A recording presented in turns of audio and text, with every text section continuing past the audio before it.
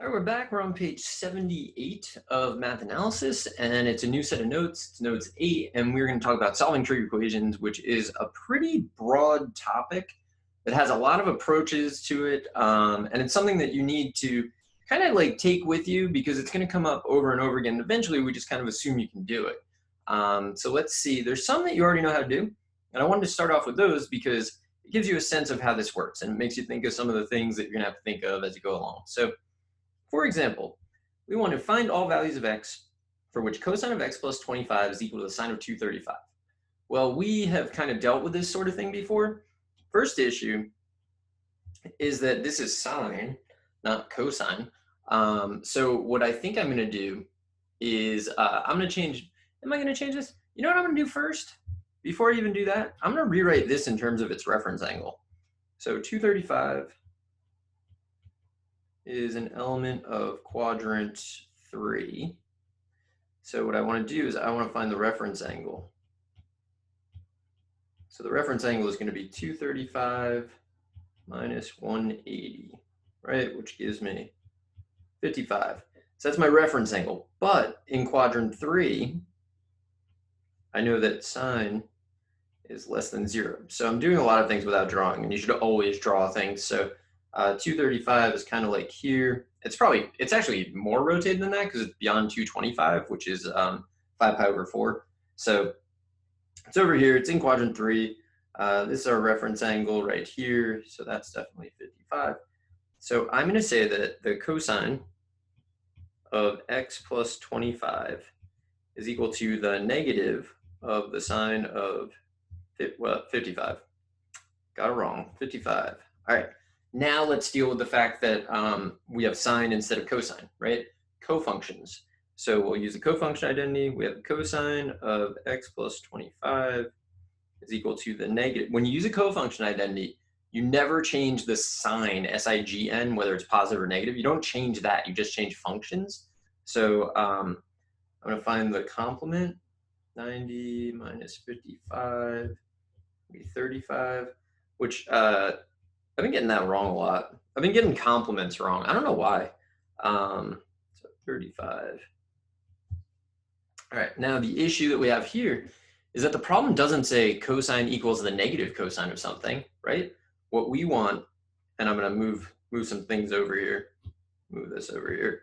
We want to get positive cosine. So where is cosine negative? Cosine is going to be negative in this quadrant and in this quadrant, right? So if I write angles that have 35-degree reference angles in each of these quadrants, I will have found the angles whose cosines are the same as the negative of the cosine of 35. So this would be 180 minus 30 is 150 minus 5, 145. So if I use 145, I like to just put it out here. So 145. And then 180 plus 35 is 215. It's like I've forgotten how to do math. So now at this point, I know that cosine of x plus 25 is equal to the cosine of 145. How am I doing on space? So why am I working all the way over here? I think it's because it was like right underneath the original problem. I just kind of like went for it. So it's either equal to the cosine of 145 or the cosine of x plus 25 is equal to the cosine of 215. All right, so where do we go from there? Well, based on this problem, based on this, we know that x plus 25 should be equal to 145. So it could equal 145, but it could also equal 145 plus 360, minus 360 plus 5 times 360, because you can keep going around and around. As long as you're coterminal, you're good. So I'm going to say plus 360 times n, where n is an element of the integers. And then I'm going to subtract 25 to get 120, which is actually a famous angle. It's just written in degrees. N, where n is an element of the integers. So this is one type of solution, but there's another type of solution. So we also could go this way and say that x plus 25 equals 215 degrees plus 360 times n. So one of the things we're picking up here is an infinite number of solutions and two kind of like types of solutions, right? We have one type so far that's 120 degrees, right? And the coterminals. Here we're going to get, what are we going to get? 190? 190 degrees plus 360. So there's like two principal angles for which this happens. And then everything coterminal to them will also work. So what I'm going to do is I'm going to check this. But I mean, I'm feeling good about it. I feel like at worst, I'm off by arithmetic, which could happen. So here's how I'm going to check it on the calculator. Two ways. And then I'll probably like cut this video and come back in the next one and finish this page. So I'm going to add a calculator page. I'm going to switch from radians to degrees. So you could just click or doc 7.2, tab, over, enter. Okay, so I'm going to just check, right? So cosine of x plus 25 equals sine of 235. And then I'm going to use such that, so let me move this over. It's control equals, and then if you go one to the left, it bounces you down. That's like the shortcut. X equals 120. And it should say true if we got it right. Yes. So let's see if it plus 360, add 360. See, it's still true. It's always going to be true. And then we also wanted to check it for our other type of solution, which was 190, true. And then 190 plus 360, true. So I'm pretty confident that we got it.